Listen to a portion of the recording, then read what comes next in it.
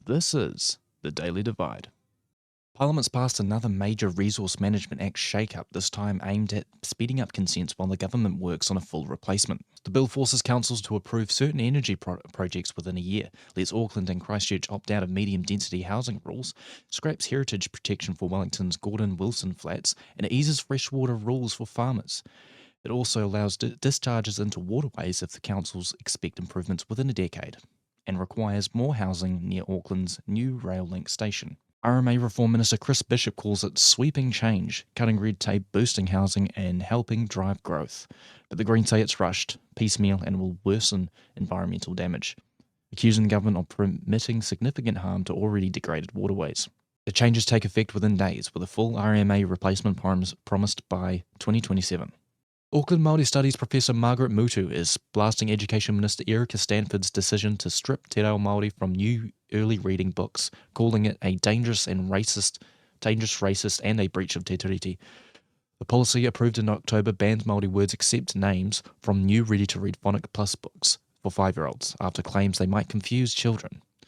Mutu says research shows the opposite. Early exposure to multiple languages boosts learning and reflects real New Zealand English. Stanford says existing books stay, Māori names remain, and points to her release of a all-new Te Reo literacy series.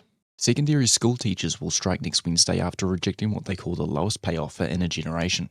Just 1% a year for 3 years. The PPTA wants 4% annually plus an extra 4% in 1 year to help fix an 800 teacher shortage and to cope with major curriculum changes. Union President Chris Abercrombie says the action could be called off if Friday's talks with the ministry produce movement on key claims. But Education Minister Erica Stanford says the teachers jumped to strike after only 6 days of bargaining, calling the move drastic and unfair to students.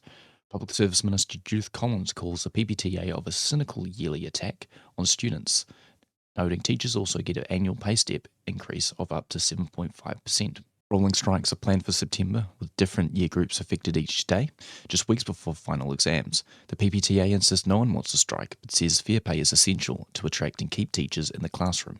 Police admit last year's 170 back-office job cuts made to save $50 million have hampered their ability to manage critical assets, despite promises there'd be no impact on frontline services.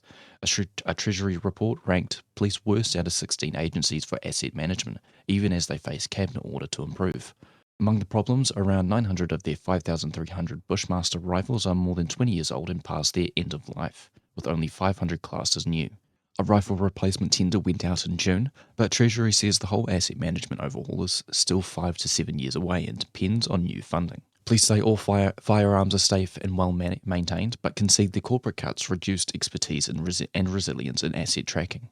They are now rolling all optional gear, from rifles and tasers to body armour, under one leadership structure, and looking at a digital tracking tool to modernise management.